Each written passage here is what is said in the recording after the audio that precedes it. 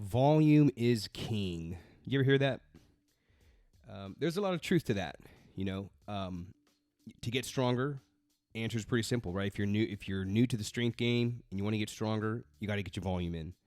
If you're pressing and using kettlebells, right, and you want to get stronger, you want to move to the next bell size. Like maybe you can do so many reps with one weight, but yet you can't quite. Let's say you can do like a set of 3 with the 24, but you still can't quite press the 32 or whatever. You got to get your volume in. Okay, and that's one of the assets of using kettlebells is those big jumps. It forces you to get your volume in, so that's really good. Trying to put on muscle mass, you got to get your volume in. Okay, so these are all basic fundamentals of lifting. But there is one exception, and I learned it the hard way. There's one exception when volume isn't king.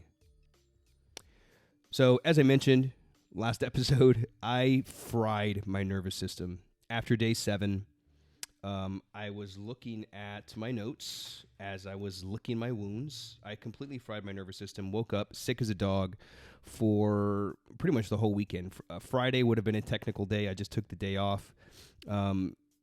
Saturday, took the day off. Actually, I'm lying. Saturday, I did a little something, went into the gym. I just got the new weights, so I just did a little something and felt okay. Sunday, yesterday, kind of took it easy as well. And had some time to reflect on lessons learned. And as I looked back, and I look at just everything, all the principles and just everything that I know about programming and the experience on the bar, is there is one exception when volume isn't king, and that's basically when frequency is high. Okay. So let me back up.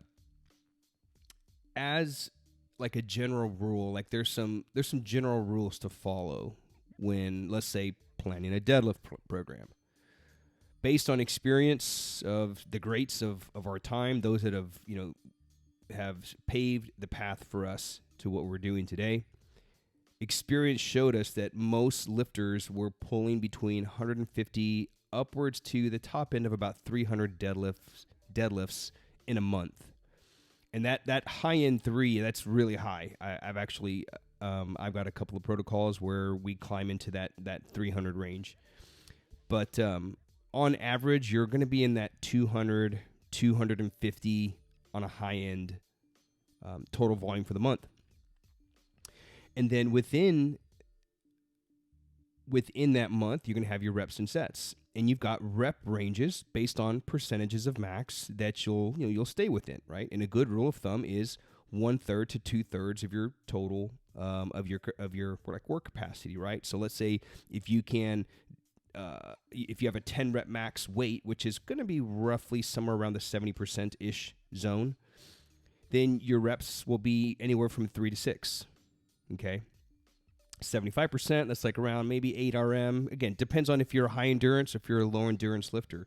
If you're a high endurance lifter, your 70% will probably be 12, maybe even 15 rep max.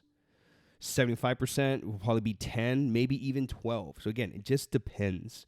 And there's several ways to figure out if you're a high or a low endurance lifter. This is the exact stuff I take my guys through to figure out this exact number for them. Anywho, I don't know what the hell I was thinking. I came up with all these different, sets and rep ranges, right? And I don't know what I was thinking. And it led to me just completely jacking myself up. So when the first cycle of days 1, 2, and 3, I was doing, I think I had 3, 4, 7, and then 2, 3, 5. 3, 4, 7, like I'm looking at that now and I'm like, what the hell was I thinking? Like I have no business doing 7s when the frequency is up this high, when I'm deadlifting every day. I don't know what it was. I don't know why I even had that in my notes. I had that down for like my 70% numbers.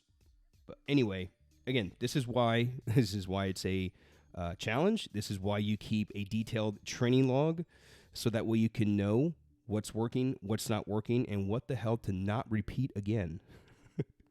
So volume takes a back seat when that frequency is up, because frequency leads to volume over time, right? I mean, take a look at Grease the Groove.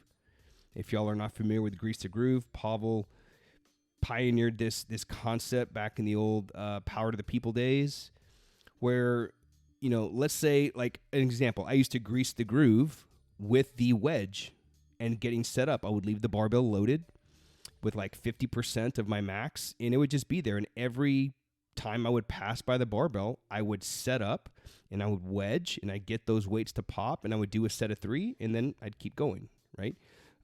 You can groove this with the one-arm push-up, with the pistol. You can groove this with the pull-up. Usually, in Grease the Groove, he recommends like 2 exercises. So let's say a squat and a press, right? Something like that. And if you're not doing high volume in that set, right? Maybe a triple, maybe. Definitely not doing 7. And if you do that 5 or 6 times throughout the daytime, I mean, we're talking, let's say you're doing triples on, kettlebell press, right? You're doing triples, and you do that, 5 times out of the day, it's 15 reps. And if you do that every day for 30 days, we're talking about 450 reps without breaking a sweat, right? And so here I am this past weekend, fried, got the chills, I got the sweats. My whole body's just like freaking sore. I'm like, dude, did I get the flu or something? Like, I don't know what the hell. Like, I was perfectly fine the day before. So again, combination of not deadlifting and then just doing a crap ton of volume. As I look back at my log, and I added everything up, I pulled 172 lifts in 7 days. 172 lifts in 7 days. That is pretty close to a full month training cycle on the deadlift. No wonder I got sick as a dog. So that's a lesson learned for me. And if you're getting into the deadlift game and you're wanting to grease the groove and you're wanting to maybe do something like this where you're getting into a little bit of deadlift everyday action, keep your volume low per set. So what I'm working on here today is back to 20-minute sessions. And today I have 184 kilos. So I work up to 405. And I've got singles scheduled. I'm only doing singles, even though this is my 80% max, where I could do rep ranges between 2 and 4. I'm just keeping it as singles, especially since I'm just coming off of that sickness. I'm actually feeling really good, feeling really strong, feeling pretty quick off the ground. So I'm just keeping it to singles. I set a timer for 20 minutes, and I was going to see how many singles can I do in 20-minute period, and I ended up doing 10. And you'll also notice that I switched to the a deadlift bar. This is the Texas deadlift bar.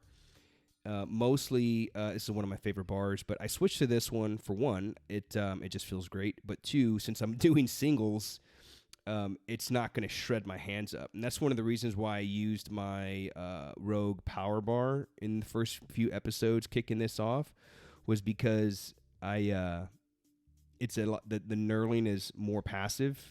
And since I was going to be doing, I still shake my head to this moment. Since I was going to be doing sets of 3, 4, 7, I was like, dude, there's no way my hands are going to hold up on that Texas deadlift bar. There's no way my hands are going to hold up for sets of 7. Like, there's no way. And here's something even crazier. I had another ladder that was going to be an option, 459. I don't know where the hell I came up with those numbers. As I'm looking back at it now, I'm trying to make sense of everything. Yeah, I don't know where I got those freaking numbers from. But hey, you get to see me go through this. Something I always tell my students, and this is something I believe in just as a principle, as a coach, kind of like what you tell your kids, right? Like, I would never make my kids do something that I would never do. I would never put a program together or coach my students to go through something that I've never done, that I haven't done. And I think you see a lot of that in the fitness world. I know I do. You see some of these coaches taking their clients through like just some insane, dare I say, stupid workouts.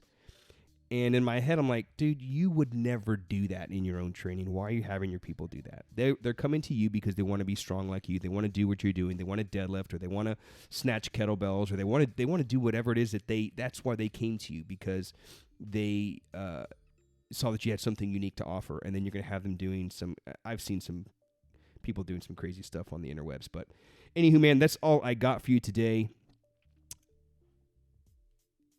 Frequency leads to volume over time. Okay? Volume should take a back seat when that frequency is up. All right? That's all I got, man. I appreciate you watching, and I will see you in the next episode. Peace.